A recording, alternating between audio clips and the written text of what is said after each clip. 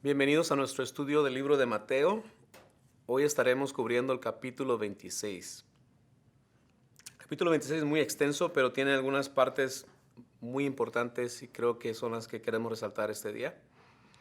Es casi imposible en 40 minutos, una hora, resumir un estudio tan profundo como este, o como la semana pasada que teníamos 2 capítulos.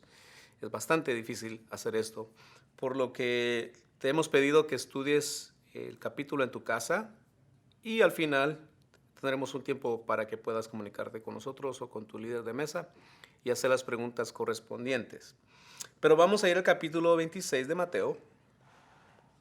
El capítulo 26 es en realidad una recopilación de los acontecimientos de la vida de Jesús inmediatamente antes de ir a la cruz. O sea, estamos hablando de unos cuantos días, unas cuantas horas antes de que Jesús sea crucificado. Y parte también antes de la celebración de la Pascua. Entonces, quizás algunos han dicho que este es uno de los capítulos más extensos y que en realidad así lo es porque son 70 y tantos versículos del libro de Mateo. Y quizás es demasiado lo que encontramos en este capítulo porque hay una variedad de cosas. Y ahorita vamos a ver el contraste de lo que el capítulo 26 dice. Desde la conspiración de Jesús hasta una mujer venir a ungir sus pies, Judas, la cena del Señor, cosas de esas. Entonces, vamos al capítulo 26. Cada detalle aquí habla acerca de lo que le acontecería a Jesús unas horas después, unos días después. Capítulo 26, versículo 1 en adelante dice: Después de exponer todas estas cosas, Jesús les dijo a sus discípulos: Como ya saben, faltan 2 días para la Pascua, y el Hijo del Hombre será entregado para que lo crucifiquen. Verso 3. Se reunieron entonces los jefes de los sacerdotes y los ancianos del pueblo en el palacio de Caifás, el sumo sacerdote, y con artimañas buscaban cómo arrestar a Jesús para matarlo. Pero no durante la fiesta, decían, no sea que se amotine el pueblo. Entonces, después de qué cosa dice esto, después de que Jesús habló en el capítulo anterior acerca de los tiempos finales y acerca de separar las ovejas de las cabras, lo que hablamos la semana pasada, Jesús se encuentra ahora con sus discípulos en un momento bastante crucial en su vida. El momento en que Jesús iba a ser entregado, a ser arrestado y crucificado.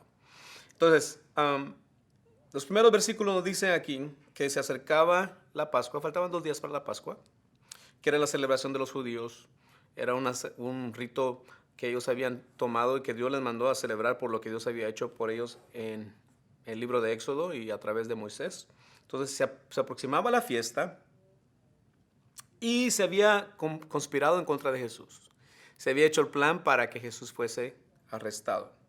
Se reunieron, dicen los sacerdotes, pero nota que en el versículo número 4 dice que habían hecho artimañas, o sea, buscaron formas para encontrar culpable a Jesús de algo, para poderlo crucificar, para poderlo arrestar. Y entonces dice, buscaron artimañas, pero también al mismo tiempo se dijeron dentro de ellos, pero tenemos que tener cuidado porque se acerca el tiempo de la Pascua. Entonces, se acercaba el tiempo de las celebraciones, se acercaba el tiempo en que los judíos tenían este tiempo específico en el cual recordaban lo que Dios había hecho. Y curiosamente los romanos permitían que los judíos siguieran con sus celebraciones. Y más adelante vemos cómo los romanos y los líderes, los sacerdotes, tienen hasta cierto acuerdo en cuanto a lo que le pasa a Jesús. Eso está en los capítulos más adelante. Entonces Jesús les dice, voy a morir. Es lo que le quiere decir a los discípulos. Voy a morir. En 3 días voy a morir. Y acaba de decirles en realidad unos días antes, estas son las cosas que van a pasar, estos son los acontecimientos que van a venir, el templo se va a destruir, son cosas de las que les venía hablando, de las cuales los discípulos no entendían. Y ahora les dice esta verdad. Imagínate lo que pudo haber pasado por la mente de ellos. ¿Saben qué, mis discípulos? En 2 días es necesario que yo muera. Y era algo para los discípulos difícil de entender, muy difícil de comprender. Y Jesús sabía esto. Jesús sabía que no iban a entender muchas de las cosas hasta que Él fuera crucificado y muerto. Entonces, se reúnen los ancianos del pueblo, dice, se reúnen los sacerdotes, pero tenían mucho en mente la celebración de la Pascua que se acercaba. Jesús viene a cumplir la escritura en ese tiempo. La Pascua significaba lo que Dios había hecho por ellos. La muerte de Jesús significaba lo que Dios venía a hacer por nosotros. El libro de Mateo presenta a Jesús como el rey. Y entonces, sin embargo, lo presenta como un rey diferente. Hace unas semanas vimos que Jesús entra a Jerusalén montado en un burro, y es un rey muy diferente a lo que ellos esperaban. Ellos esperaban un rey que viniera a justificar muchas cosas, a hacer justicia a las cosas. Un rey que viniera a pelear en contra del gobierno y cosas de estas. Sin embargo, este rey, el cual los discípulos están viendo, es un rey amoroso y un rey bastante manso. Bastante manso. Ahora ellos querían arrestarlo y darle muerte. Aunque todos sabemos, y más adelante vamos a hablar de esto, que todo estaba en el plan de Dios. Jesús sabía exactamente lo que iba a pasar. Estaba en el plan perfecto de Dios todo lo que estaba a punto de acontecerle. Su muerte, su arresto, su crucifixión, la traición, todo estaba en los planes del Señor. Entonces así empieza el capítulo 26 y luego entra en el versículo número 6 y nos da un pasaje bastante interesante, una historia muy interesante, que es una mujer ungiendo los pies de Jesús. Dice, estando Jesús en Betania, en casa de Simón llamado el leproso, se acercó una mujer con un frasco de alabastro lleno de un perfume muy caro y lo derramó sobre la cabeza de Jesús, mientras él estaba sentado a la mesa. Verso 8. Al ver esto los discípulos se indignaron. ¿Para qué es este desperdicio?, dijeron. Podría haberse vendido este perfume por mucho dinero para darlo a los pobres. Consciente de ello, Jesús les dijo, ¿por qué molestan a esta mujer? Ella ha hecho una obra hermosa conmigo. A los pobres siempre los tendrán con ustedes, pero a mí no me van a tener siempre. Al derramar ella su perfume o este perfume sobre mi cuerpo, lo hizo a fin de prepararme para la sepultura. Les aseguro que en cualquier parte del mundo donde se predique este evangelio, se contará también en memoria de esta mujer lo que ella hizo. Entonces Jesús entra, dice, con sus discípulos a Betania, en casa de un hombre llamado Simón, llamado el leproso. Fíjate qué interesante la historia. Entra en la casa de un ex leproso, de uno de los hombres que Jesús había sanado. Y entra y dice, y cuando está ahí en la casa de él, una mujer se acerca con él y le rompe un frasco de alabastro y empieza a derramarlo sobre Jesús. Una escena muy, muy maravillosa aquí. Esta mujer entra, no dice la Biblia si pidió permiso o no, no dice en este pasaje, no dice, simplemente dice que ella entró a ese lugar y lo primero que hizo, mientras todos estaban allí, no sé, en la mesa, en la reunión, en el lugar donde estaban, esta mujer entra y lo primero que hace es romper este perfume y lo derrama sobre la cabeza de Jesús. Ahora, muchos han hecho énfasis en esto y han preguntado si esta mujer es María Magdalena y se cree que es María Magdalena la que fue perdonada por Jesús en unos capítulos anteriores. Y él dice, según Mateo, dice que esta mujer llega, lo rompe, el alabastro, y se lo derrama a Jesús. Un símbolo de ungirlo, un símbolo también de ella de agradecimiento a su corazón por lo que sentía por él. Algunos dicen que este perfume que ella derramó era el equivalente a un año de trabajo de un trabajador, de un obrero. Un año de trabajo. Entonces, imaginémonos qué clase de perfume era. Era muy caro, muy bueno. Y esta mujer dice, no lo escatimó, lo rompe y se lo derrama a Jesús. Entonces, dos cosas a notar aquí. El agradecimiento que ella tenía con él. Su corazón hacia él era muy, muy agradecido por lo que Jesús había hecho por ella. Y la otra es que también era parte de lo que Jesús no iba a tener más adelante. No iba a poder ser ungido para ser sepultado, no iba a poder ser puesto aceites ni cosas de esas sobre su cuerpo. Entonces esta mujer en vida le hace lo que Jesús necesitaba más adelante. Y Jesús lo dice aquí, que ella necesitaba hacer esto porque lo estaba preparando para su sepultura. Pero surge una palabra ahí en el versículo número 8 que dice que sus discípulos dijeron, ¿por qué se está desperdiciando tanto dinero en esto? Esto se pudo haber dado a los pobres. Otras versiones dicen que fue Judas el que dijo esta pregunta. ¿Por qué se hace tanto esto? ¿Por qué se está desperdiciando tanto dinero? Que en realidad nos debe poner a pensar en las cosas que decimos. En el mensaje de este domingo hablamos acerca de eso. A veces decimos cosas y no las pensamos. No son necesarias, no edifican, no son cosas que Dios nos pone en nuestro corazón, son cosas que nacen de nuestro corazón y que no siempre tenemos el cuidado de tenerlas, de pensar antes de decirlas. Y exactamente aquí se cumple esto. Se hizo un comentario y dijeron, ¿por qué se desperdició tanto dinero? Y se pudo haber dado a los pobres. Entonces, si te fijas, se quitó la vista de lo bueno que estaba haciendo esa mujer. Y Jesús lo llamó que era una buena obra. Se quitó la vista de lo que estaba haciendo ella. Y entonces se transmitió a decir, eso se pudo haber dado a los pobres. Y entonces pasa a ser como algo muy piadoso, ¿verdad? Wow, es cierto, es un desperdicio de dinero. ¿Por qué no se dio a los pobres? Se pudo haber dado de comer a los pobres. ¡Qué desperdicio! Y a veces nuestras palabras, por muy piadosas que sean, no siempre están de acuerdo con lo que Dios dice. Nuestras palabras, por muy piadosas que parezcan, no siempre van de acuerdo a la voluntad de Dios. Tenemos que tener mucho cuidado con esto. ¿Era en realidad el corazón de ellos decir esto? ¿O era en realidad el corazón de alguien que estaba pensando cuánto dinero se podría haber quedado? Algunos han interpretado esto de que fue Judas al pensar cuánto dinero se pudo haber quedado si Judas estaba extrayendo de la bolsa del Señor. Interesante, interesante. Por eso Jesús dijo, ¿por qué se molestan con esta mujer si ha hecho una buena obra o una obra hermosa conmigo? Otra vez, no todas las cosas que decimos ni todo lo que hacemos va a ir de acuerdo con la voluntad de Dios. Aunque parezca muy piadoso, tenemos que tener cuidado. Tenemos que tener cuidado con lo que decimos. Jesús lo dice. ¿Por qué se molestan con ella? Ha hecho algo bueno. A los pobres siempre los van a tener, dijo Jesús, pero a mí no me van a tener siempre. Y ella al derramar este perfume sobre mi cuerpo, lo hizo para prepararme para la sepultura.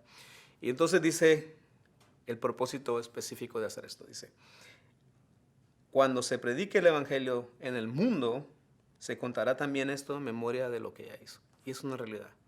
Lo estamos haciendo hoy en día.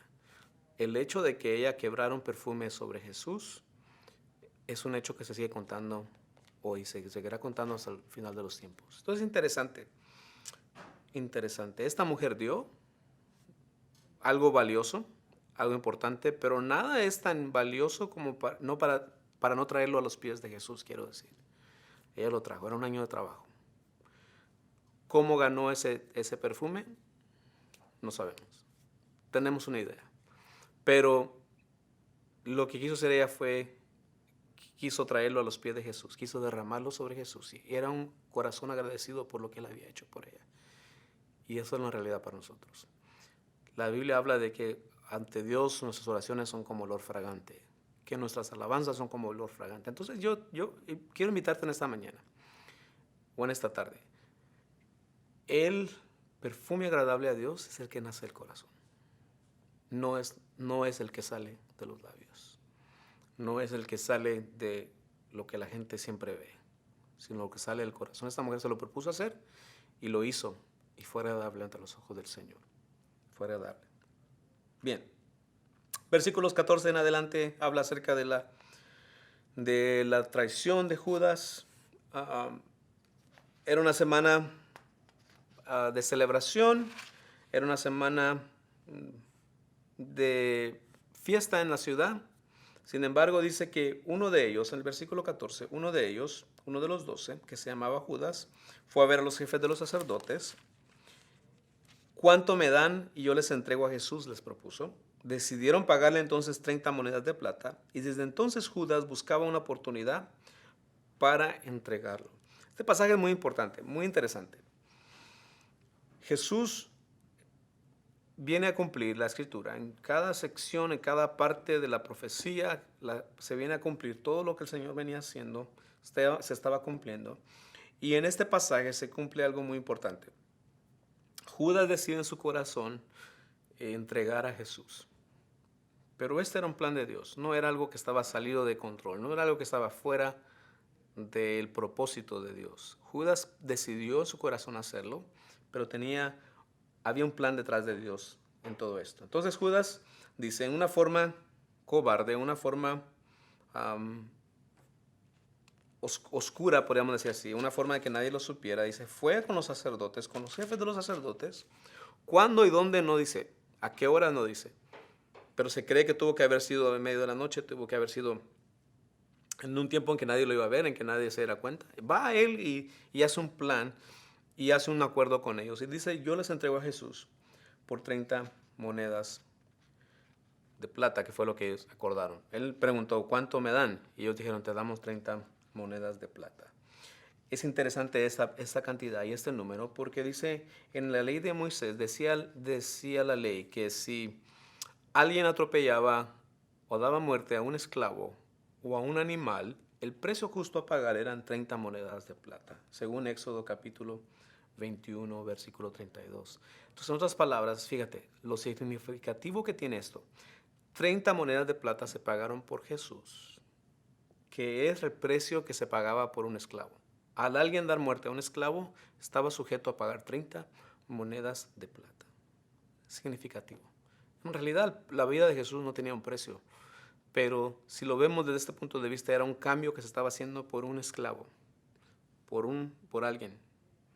Y es el precio que Jesús vino a pagar por nosotros. No en la cantidad de plata, pero en cuanto a dar su vida por cada uno de nosotros. Jesús se dio a cambio de nuestra vida esclava, de nuestra vida en pecado, de nuestra vida que estaba condenada a la muerte. Interesante. Entonces, el relato aclara de que Judas buscó el momento más apropiado, pensó en cuándo debería ser, pensó cómo podía conseguir que se le pagara, ¿verdad? Y buscaba un momento en que Jesús se encontrase solo. Eso es lo que él buscaba. Dice, buscaba una oportunidad para que Jesús estuviese solo. Y entonces aparece esta otra parte de este capítulo, que es cuando Jesús revela quién es el que lo va a traicionar. Y entramos en el versículo 17, que dice que el primer día de la fiesta de los panes sin levadura se acercaron los discípulos a Jesús y le preguntaron, ¿dónde quieres que comamos la Pascua? Y él le respondió que fuera a la ciudad, a la casa de cierto hombre, y le dijeran, el maestro dice, mi tiempo se acerca, voy a celebrar la Pascua en tu casa con mis discípulos. Los discípulos hicieron entonces como Jesús les había mandado y prepararon la Pascua. Al anochecer Jesús estaba sentado a la mesa con los 12. Mientras comían les dijo, les aseguro que uno de ustedes me va a traicionar. Ellos se entristecieron mucho y uno por uno comenzaron a preguntarle, ¿acaso seré yo, Señor? Verso 23, el que mete la mano conmigo en el plato es el que me va a traicionar. Respondió Jesús, a la verdad el Hijo del Hombre se irá tal como está escrito de él, pero ay de aquel que lo traiciona, más le valdría a ese hombre no haber nacido. ¿Acaso seré yo, Rabí? Le dijo Judas, el que lo iba a traicionar. Tú lo has dicho, le contestó Jesús. Este pasaje habla de la primera vez que Jesús se sienta a comer con sus discípulos en este tiempo. No era la primera vez que comía con ellos, pero es la primera vez que se sienta con ellos y les revela exactamente lo que iba a pasar, quién era el que lo iba a traicionar, y sigue diciendo más adelante qué les quiso decir que iba a pasar al tomar la cena y al comer con ellos. Interesante este pasaje, interesante, porque entonces dice que se empezaron a preguntar entre ellos. Después de que Jesús dice, uno de ustedes me va a traicionar, entre ellos mismos empezaron a preguntar, ¿seré yo, Señor? ¿Quién de nosotros es? Y me llama la atención esto, y fíjate esto, ninguno de ellos señaló a otro, ninguno de ellos siquiera mencionó, es Judas el que te va a traicionar, Señor. Ninguno de ellos dijo, va a ser este, va a ser aquel, sino que cada uno se examinó a sí mismo y empezaron a preguntarse, Señor, ¿seré yo? ¿Seré yo el que te va a traicionar? Interesante. Algo que tenemos que aprender aquí nosotros, ¿verdad? Antes de señalar, preguntémonos, Señor, ¿seré yo el que te está traicionando? Señor, ¿seré yo el que está fallando? Creo que muy profundo esto. Y más adelante quizás podríamos también hacer énfasis en esto. Um, es un llamamiento para nosotros. Señor, en qué estoy fallando?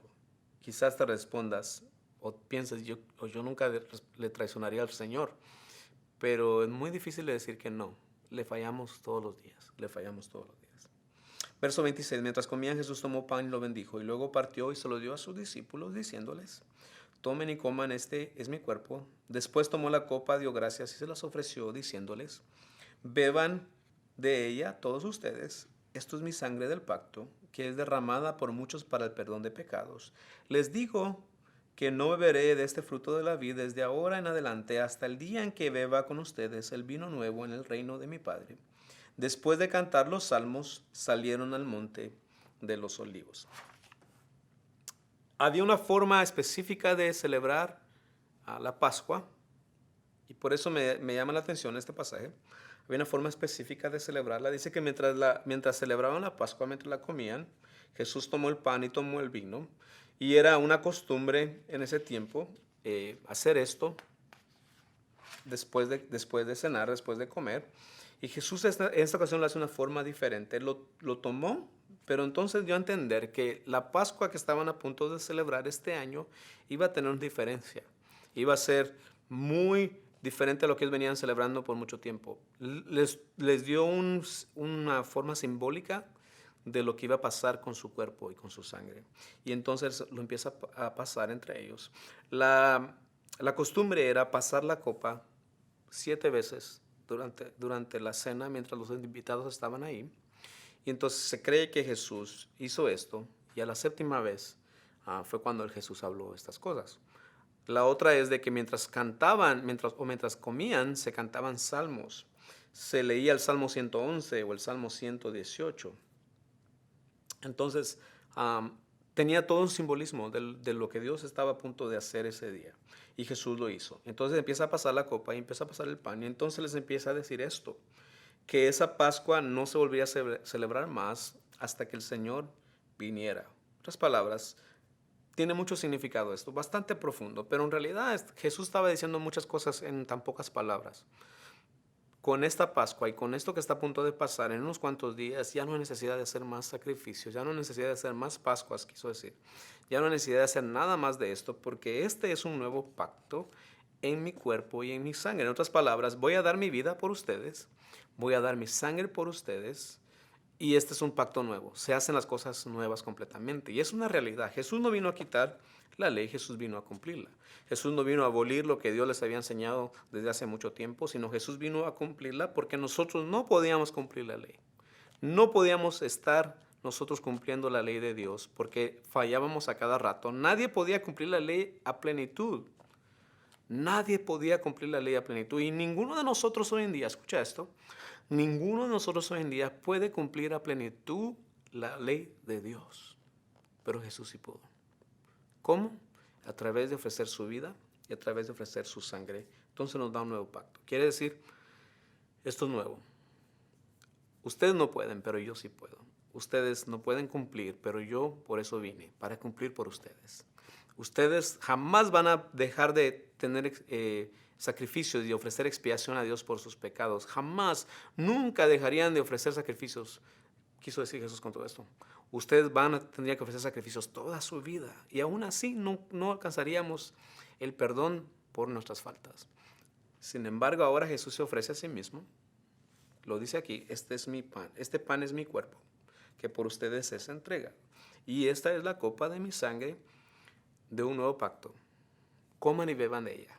Los hace partícipes de ello. Dice, quiero que ustedes participen de esto. Interesante. Me conmueve mucho cada vez que pienso en la cena del Señor.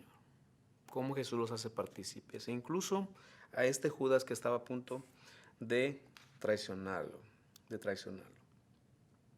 Jesús está hablando de su venida otra vez. Hasta que vuelva a venir, no volveremos a celebrar esta cena. No volveremos a participar de esto. Y entonces entra en el versículo 31 y dice, uno de ustedes me va a abandonar porque está escrito, heriré al pastor y se dispersarán las ovejas del rebaño. Pero después de que yo resucite, iré delante de ustedes a Galilea. Aunque todos te abandonen, declaró Pedro, yo jamás lo haré. Te aseguro, le contestó Jesús, que esta misma noche, antes de que cante el gallo, me negarás 3 veces.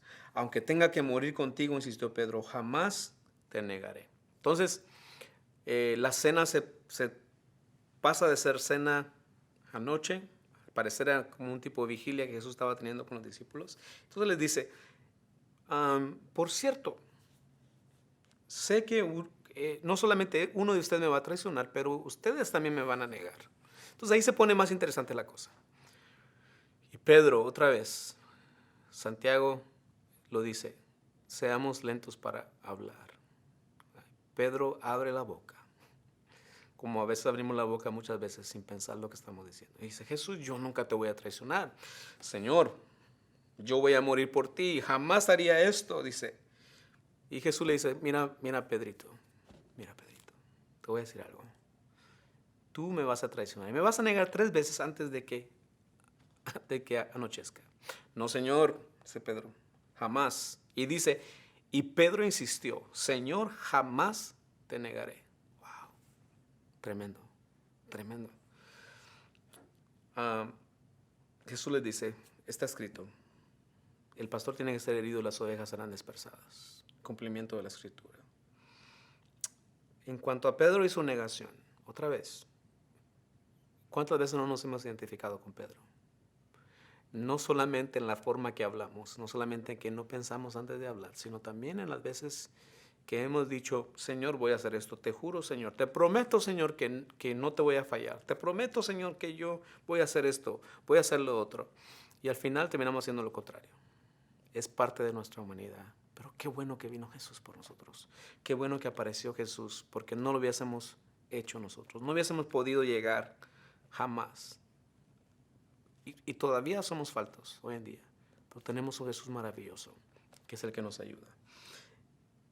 Pedro fue el primero y uno de los primeros que Jesús quería que se asegurara que había resucitado. ¿Te das cuenta? Para sanar su corazón. Imagínate el dolor de Pedro después de haber negado al Señor tantas veces. Jesús quería asegurarse de que cuando Jesús resucitó, Pedro fuera de los primeros que supiera. El Señor sabía lo que Pedro estaba pasando. Y el Señor sabe también muchas veces que hablamos y decimos cosas que en realidad no queremos decir. O decimos cosas, pero hay cosas que se interponen y al final terminamos haciendo lo contrario.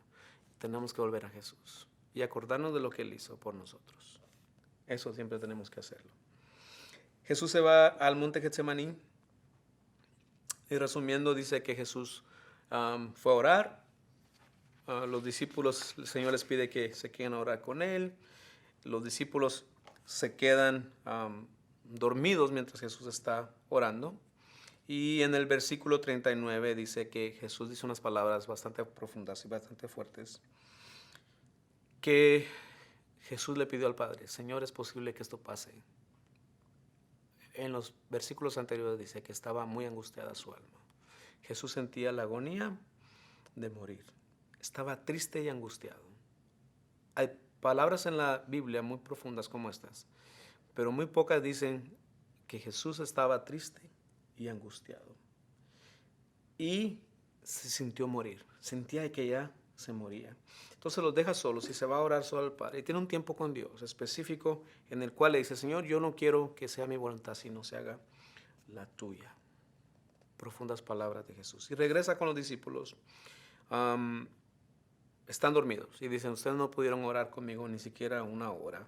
Y les da una palabra, versículo 41, estén alerta porque el espíritu siempre está dispuesto, pues, pero la carne, dice, es la que está siempre, cae en tentación. Y hay una lucha ahí y todos sabemos que es una realidad. Se volvió a ir a orar, regresa otra vez y los volvió a encontrar dormidos, bastante dormidos. Ahora, ponte a pensar, estaban trasnochados quizás, pero no era tanto eso, sino también era que es una realidad humana.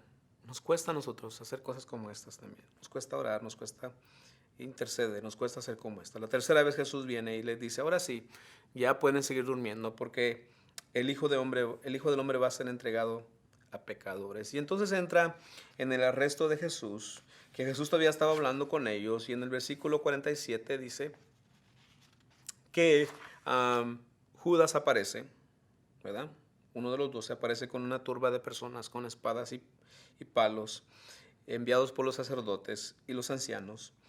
Y Judas dice, al que yo le dé un beso en la mejilla, esa es la señal. Y entonces Judas se acerca al Señor, lo llama Rabí, que quiere decir maestro, y le da un beso. Versículo 50. Difícil no emocionarse con este pasaje. Después de que Judas traiciona a Jesús y le dice Rabí y le da un beso en la mejilla, el Señor le dice en el versículo 50, mi amigo, wow, mi amigo. Dice, mi amigo, ¿a qué vienes? Entonces los hombres se acercaron y prendieron a Jesús. Uno de ellos, dice, sacó la espada y le cortó la oreja a uno de los soldados de los sacerdotes. Y Jesús le dice, guarda tu espada, le dice el versículo 52, porque los que a hierro matan, a hierro mueren. ¿Acaso crees que no puedo pedir ayuda a mi Padre y al instante pondría a mi disposición más de 12 batallones de ángeles? Pero entonces, ¿cómo se cumplirán las escrituras que dicen que así tiene que suceder? Entonces, Jesús hace un énfasis aquí. Pedro, esto tiene que pasar. Deja tu espada porque esto tiene que pasar. Se tiene que cumplir la escritura. Tiene que ser traicionado el Hijo de Dios. Tiene que ser traicionado así, con un beso. Pero Jesús muestra su corazón y dice, mi amigo me traicionó. Pero Jesús no estaba dispuesto a traicionar a Judas. Estaba dispuesto a ir también por él a la cruz. Y dice entonces que Jesús, otro pasaje dice que Jesús pone sus manos sobre el que había perdido la oreja y se la pega, ¿verdad? Se la vuelve, lo sana inmediatamente. Y Jesús dice también, no soy un bandido para que vengan a mí con todo esto. Y es prendido. Y más adelante en el versículo 57 dice que Jesús es arrestado, es llevado delante de Caifás, el sumo sacerdote, y tiene una pequeña sesión ahí con él, un pequeño juicio, ¿verdad? Lo llevaron hasta el patio, dice, de los sumos sacerdotes para ver en qué terminaba aquello, dice el versículo 58. Y más adelante empiezan a decir que todos ellos buscaban una prueba falsa contra Jesús, pero no la encontraron. Se presentaron falsos testigos. Mira, se hizo una serie de cosas aquí para buscar cómo inculpar a Jesús, para llevarlo ante juicio. Y empezaron a mencionar cosas que se mencionaron en el capítulo anterior y capítulos antes, donde Jesús habla de que el templo iba a ser destruido. Entonces empiezan a usar cosas como estas. Este hombre habló de que el templo iba a ser destruido y para ellos era muy sagrado esto. Entonces dicen, podemos empezar a usar esto. Jesús dijo que se iba a destruir el templo, ¿verdad? Y entonces empiezan a acusarlo y dice, Jesús, ¿no te vas a defender de todo lo que te estamos diciendo? Y dice en el versículo 63, pero Jesús se quedó callado. Jesús se quedó callado. Isaías 53, Isaías 54, Isaías 55, habla de todo lo que Jesús le iba a pasar. Pero específicamente también dice ahí que el Señor iba a guardar silencio. Como oveja que es llevada al matadero, no abrió su boca. Se estaba cumpliendo la escritura. Se estaba cumpliendo la escritura. ¿No vas a responder, Jesús? Jesús se quedó callado.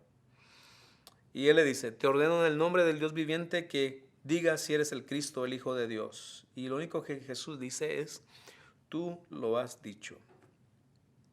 Pero yo les digo a todos, de ahora en adelante, dice el versículo 64, verán ustedes al Hijo del Hombre sentado a la derecha del Todopoderoso, viniendo en las nubes del cielo. Entonces ahí explota la cosa. Dice, ahora sí, Jesús, ya has blasfemado. ¿Cómo te atreves a decir que vas a estar tú a la diestra del Padre? Y se arma ahí, como dicen, el bochinche, ¿verdad? Imagínate, Jesús siendo juzgado en la casa del sumo sacerdote, en el patio del sumo sacerdote, y él dice cosas como estas. De ahora en adelante ya no me van a ver aquí, sino que voy a estar sentado a la diestra del Padre. ¡Wow! Era una realidad. Jesús sabía que al morir iba a cumplir con toda la escritura y tenía el derecho de sentarse a la diestra del Padre. Pero para ellos fue una explosión. Es imposible. Y entonces dice, le rompieron sus vestiduras. Dijeron, no necesitamos más testigos. Ustedes mismos han oído esta blasfemia. ¿Qué piensan de esto? Dice, creo que merece la muerte, contestaron. Entonces lo escupieron, le dieron golpes y otros lo abofeteaban y decían, a ver, Cristo, adivina quién te pegó. Versículos 67 y 68. Y entonces en el versículo 69 en adelante dice que Pedro se encuentra afuera y algunos hombres lo empezaron a ver y dijeron, ¿qué no eres tú de los discípulos? Y lo negó. Dijeron, sí, tú eres, porque hablas como él. Y él dijo, no sé de quién me hablas, no los conozco. Y entonces dice que empezaron a decir, sí, por tu acento sabemos que eres uno de los discípulos de Jesús. Y él entonces dice, empezó a maldecir, fíjate, empezó negándolo y entonces termina maldiciéndolo. Dijo, no lo conozco. Y al final entonces dice, cantó un gallo. Y entonces Pedro se acordó de lo que Jesús había dicho. Antes de que cante el gallo me negarás 3 veces. Y de ahí salió llorando amargamente. Entonces, hay mucho que decir en este pasaje. Sin embargo, creo que podríamos terminar con esto. No hay nada de lo que le pasó a Jesús que no estuviese dentro del plan de Dios. Su arresto, la negación de sus discípulos, la entrega de Judas hacia Jesús, su negación hacia él, no solamente negarlo, sino también entregarlo físicamente por cambiarlo por monedas de plata. Todo eso estaba cumpliéndose la Escritura. Todos sabemos que Jesús no fue arrestado y no fue dado a muerte por voluntad de ninguno de estos hombres, sino porque era el plan de Dios. Y eso es lo que quiero llegar a este día. Era el plan del Señor. Todo lo que sucedió era plan del Señor. Fíjate en los detalles tan hermosos que Dios tiene en este pasaje. Una mujer lo unge con un perfume muy caro. Una mujer le derrama sobre de él un perfume, ungiéndolo antes de tiempo. Pasa el proceso de la negación de los discípulos. Pasa el proceso del Señor revelar a través de la cena el plan perfecto de Dios. Todo esto estaba en el tiempo preciso. Alguien dijo en alguna ocasión, y un dicho muy famoso, a gente le pasa las cosas porque están en el tiempo equivocado, en el lugar equivocado. Este no era el caso de Jesús. Jesús estaba en el tiempo perfecto, en el lugar perfecto. Y todo lo que pasa en este pasaje era tiempo perfecto de Dios. Se estaba cumpliendo la Escritura. Se estaba cumpliendo lo que Jesús venía diciendo unos días antes. El Hijo del Hombre tiene que ser arrestado. Y los discípulos no lo vieron hasta este momento. Entonces se cumplió la Escritura. Entonces empezaron a entender cosas como estas. Lo que Jesús quiso decir al partir el pan y al beber la copa con ellos. Se cumplió la Escritura. Ellos pudieron entenderlo mejor. Pedro pudo entender que su corazón, muy difícilmente para él, pero había negado a Jesús. Y al escuchar el gallo lloró. Se cumplió toda la Escritura. Se viene cumpliendo toda la Escritura. No hay una parte de la Escritura que no nos diga exactamente esto, el cumplimiento de Dios. Jesús lo dijo en una ocasión, los cielos y la tierra pasarán, mas mi palabra no pasará. Y todo lo que le pasó a Jesús estaba dentro del plan de Dios, dentro de la Escritura. Te animo, hermano, en este día. Acabamos de pasar el tiempo de la Pascua, el tiempo de la resurrección. Pero yo te animo en este día que esta historia de Jesús sea una realidad a nosotros todos los días, no solamente durante la Pascua, no una vez al año, no un día nada más de vez en cuando, que todos los días te recuerde lo que Jesús hizo por ti, que todos los días recuerdes su muerte, su resurrección, que todos los días recuerdes lo que pasó con los discípulos, cómo lo negaron, cómo Jesús se quedó solo, cómo Jesús sintió aflicción. Todas esas cosas son importantes recordarlas. ¿Por qué? Porque fue a causa de nosotros. Fue por ti y por mí lo que Jesús sufrió. Damos gracias a Dios por este tiempo y porque todavía podemos hacer este estudio. Nos quedan pocas semanas ya en el libro de Mateo, pero yo espero que Dios hable a tu vida a través de esto. Lee tu Biblia, lee el libro de Mateo. Estamos en el capítulo 26. La próxima semana estaremos en el capítulo 27, pero léelo, pídele a Dios que te hable a través de ello. Pídele a Dios que te revele a través de su palabra qué quiere decirte. Y yo sé que Dios va a hablar a tu corazón. Que Dios te bendiga.